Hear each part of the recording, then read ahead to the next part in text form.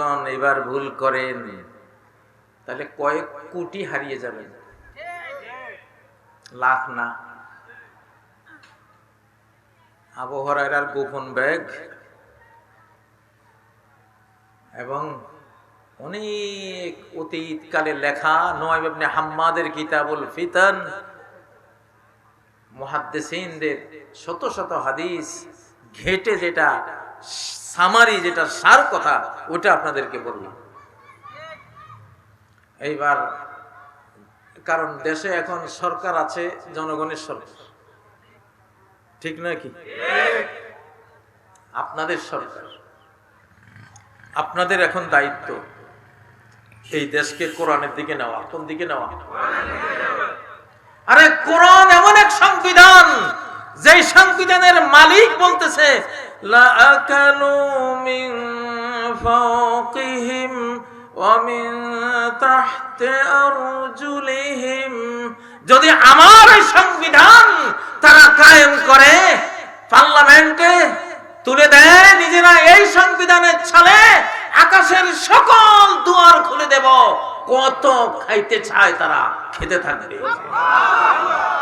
জমিনের সকল দুয়ার খুলে দেব, কত খেতে চায় খেতে থাকবে। আল্লাহ করলাম।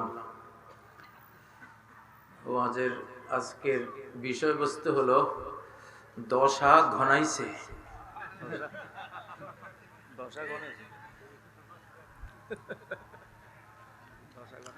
আজকে দশা ঘনাইছে এই শিরোনামে ওয়াজ হবে ইনশাআল্লাহ।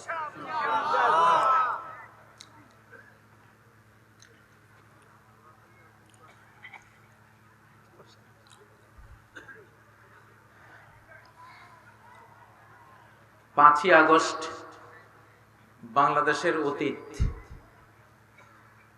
সকল রাজনৈতিক ধারা মুছে দেওয়া হয়েছে। ওগুলি আর চলবে না, ওগুলো রহিত হয়ে গেছে।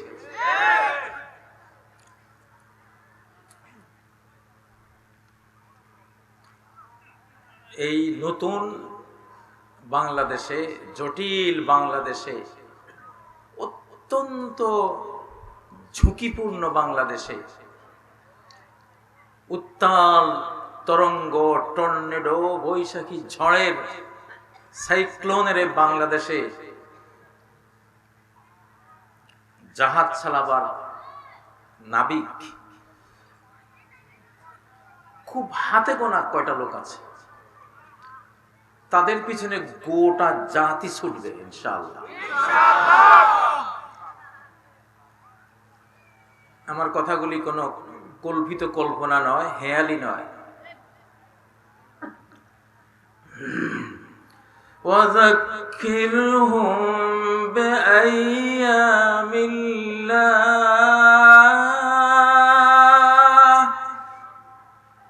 তুমি মানব জাতিকে স্মরণ করিয়ে দাও আল্লাহর অ্যাকশন,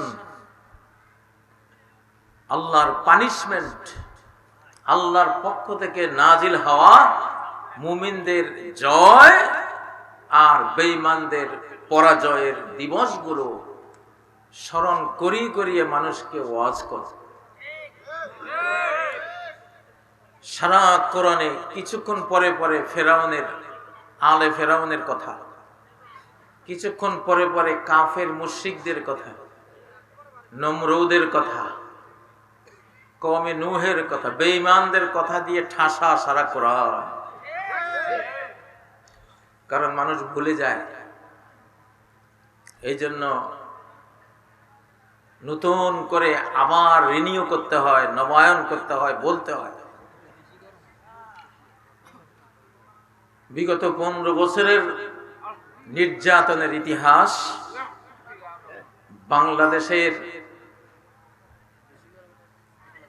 বাংলাদেশের উপরে চেপে বসা ভারতীয় সরকারের ইতিহাস। ওটা কি সরকার ছিল? ভারতীয় সরকার, এটা কোনো বাংলাদেশের সরকার না। এখনো প্রত্যেক দলে থাকা ঘাপটি মারা দালালরা আবার ভারতীয় সরকার বসাবার ষড়যন্ত্র করছে। এর প্রথম আক্রমণটা আমি আবার আমার উপরে হয়েছে, আমার স্কুলে। আমি জানতাম যেটা উপরে স্কুল, ভেতরে গোটা বাংলাদেশকে টার্গেট করা হয়েছে। কারণ আমরা আধ্যাত্মিক জগতের সৈনিক, আমাদেরকে ইবলিস খুব ভালো করে জানে, শয়তান খুব ভালো করে জানে। তো জিন শয়তান, মানুষ শয়তান ঐক্যবদ্ধ হয়ে আগে আধ্যাত্মিক মানুষগুলোর উপরে অ্যাটাক করে। আমার স্কুলে যে আক্রমণ আমি খেয়েছি ওটা উপরে স্কুল, ভিতরে আওয়ামী লীগ। ওটা উপরে স্কুল, ভেতরে গুজরাট। ওটা উপরে মাফিয়া, ভেতরে মোদি। এটা ক্লিয়ার বলছি, ক্লিয়ার। বুঝতে হবে বাংলাদেশের মানুষ, না বুঝলে ওই যে দশা ঘনাইছে আজকে বিষয়বস্তু।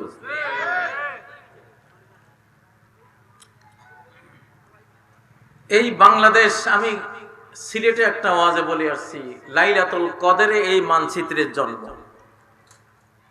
1947-এর 14 আগস্ট, যেদিন ব্রিটিশ অফিসার রেড ক্লিফ এই ভারত মহাদেশ ভাগ করে, একটা ভাগ ইসলামের কারণে, একমাত্র ইসলামের কারণে তারা মূর্তি পূজারীদের সাথে থাকতে পারছে না। তারা জুলুম করে, অন্যায় করে, খুন করে, রায়ট চাপিয়ে দেয়, হিংসা করে। মুসলিমরা ওদের ঘরে ঢুকলে ওরা ঘর সাফ করে, ধুয়ে ফেলে, ধুয়ে পরে গোবর দিয়ে লেপে। দুর্নাম করছি না, মানে এমন একটা পরিস্থিতি হয়েছে যে এই মুসলিম জাতি আর তাদের পার্শ্ববর্তী সেই জাতিটা একসাথে আর থাকা সম্ভব না। দ্বিজাতি তত্ত্বের ভিত্তিতে তখন দেশটা ভাগ হয়েছে। ভাগ শুধু ইসলামের কারণে, আর কোনো কারণ নাই। ভাগ শুধু কোরআনের কারণে, ভাগ শুধু আল্লাহর কারণে, ভাগটা শুধু মুহাম্মদুর রাসূলুল্লাহ সাল্লাল্লাহু আলাইহি সাল্লামের কারণে হয়েছিল। ভাগটা এই জন্য হয়েছিল যে জন্য কুরাইশ থেকে আলাদা হয়ে নবী মুহাম্মদ সাল্লাল্লাহু আলাইহি সাল্লাম মূর্তি পূজারীদের সাথে থাকতে না পেরে মদিনায় তিনি হিজরত করেছিলেন। সেই ইসলামের কারণেই এই মানচিত্র তখন পাকিস্তান নামে আমরা পেয়েছিলাম। যেই রাতে পেয়েছিলাম সেই রাতটি ছিল 14 আগস্ট 1947, রমজানের 27 তারিখ, কদরের রাত। আপনাদের এই দেশের জন্ম কদরের রাতে হয়েছে। আল্লাহু আকবার। বিশ্ব ইতিহাসে এমন কোন রাষ্ট্র আর নাই। গুগলে গিয়ে সার্চ করুন যে 1947-এর 14 আগস্ট মোতাবেক আরবি মাস কি পড়ে, তারিখ কি পড়ে। গুগলে সার্চ দিলে দেখবেন 27 রমজান বেরিয়ে আসবে, কদরের রাত বেরিয়ে আসবে।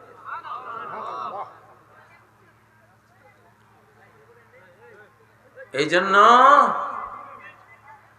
আল্লাহর অত্যন্ত প্রিয় একটি দেশ এই বাংলাদেশ। কদরের রাতে আকাশ থেকে কি এসেছিল? কোরআন এসেছিল। ইন্না আনজালনাহু ফি লাইলাতিল কদর। আমি এই কোরআনকে নাজিল করেছি মহিমান্বিত, অত্যন্ত গোটা রজনীটা সম্মানে ভরা, মর্যাদায় পরিপূর্ণ তেমন একটি রজনীতে এই সম্মানিত কোরআন নাজিল করেছি। আল্লাহু আকবার। সেই সম্মানিত রাতে এই পৃথিবীতে আখিরি জামানায় কোন দেশে এই কোরআনটা আবার আসবে, সেই রাতে যেমন কোরআন দিয়েছেন, সেই রাতে একটা দেশও আল্লাহ দিয়েছেন। এই জন্য এই দেশে কোরআন দিয়ে যারা শাসন করেনি, কেউ কারো মৃত্যু শেষ পরিণতি ভালো হয়নি। আল্লাহর সাথে বিশ্বাসঘাতকতা করার কারণে আইয়ুব থেকে হাসিনা পর্যন্ত সবগুলি আস্থা করে নিক্ষিপ্ত হয়েছে। কারো পরিণতি আমি বলতে চাই না, পরিণতি ভালো হয়েছে কারো হয় নাই। এতকাল পরিণতি খারাপ ছিল শাসকদের, এইবার পরিণতি খারাপ আসতেছে জনগণের। এবার জনগণ শাসন ক্ষমতার মালিক। এই জনগণ যদি এবার কোরআন ছাড়া একটা ভোট যদি অন্য বক্সে দাও, তাহলে এই কোরআনের লানত তোমার উপরে পড়বে, তোমার উপরে আসবে।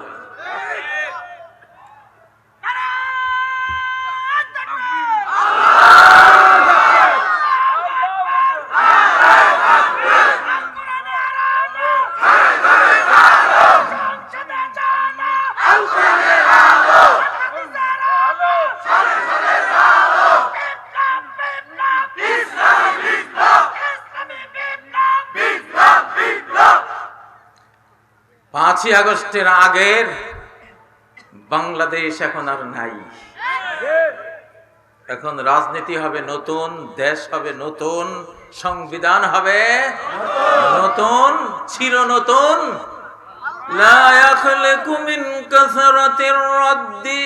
কোরআন যত পড়বা, পাঠ করবা, গবেষণা করবা, কোরআন যতবার পড়বা ততবার নতুন মনে হবে তোমার কাছে। প্রতিদিন ভোরে নতুন হয়ে কোরআন আসে, আল্লাহু আকবার। নতুন ব্যাখ্যা আসে, নতুন তাফসীর আসে, আল্লাহু আকবার। কারা চান এইবারের ভোট এই মাহফিলে সারা বাংলাদেশের মানুষ দেখতে পাচ্ছে আমাদেরকে, একটা ভোটও আমরা কোরআন ছাড়া কাউকে দেব না। কারা কারা রাজি?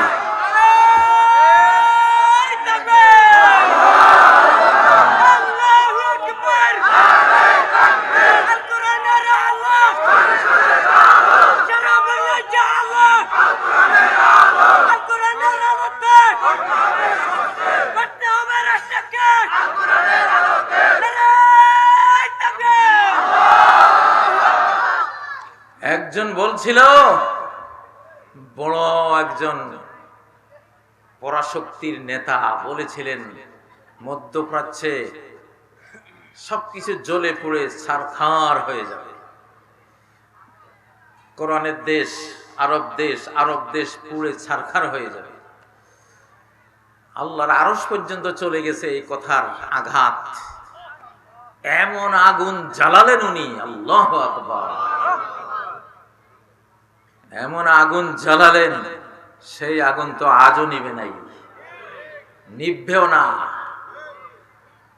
আল্লাহর আগুন নিভানোর ক্ষমতা কারো আছে? টাইটানিক জাহাজের কাপ্তান বলেছিল, স্বয়ং গড নেমে আসলে ওই জাহাজ ডুবাতে পারবে না। সেই আল্লাহ আটলান্টিক মহাসাগরের মাঝখানে একটা বরফ খণ্ডের সাথে, আইসবার্গের সাথে ধাক্কা লাগিয়ে 2 টুকরা করে ওই জাহাজকে কোথায় যে ডুবিয়েছেন, 100 বছর খুঁজে কিছুদিন আগে বের করেছে। পারেন কিনা আল্লাহ? পারেন কিনা? ফালা সারিখা লাহুম ওয়ালা হুম ইউনকাযুন।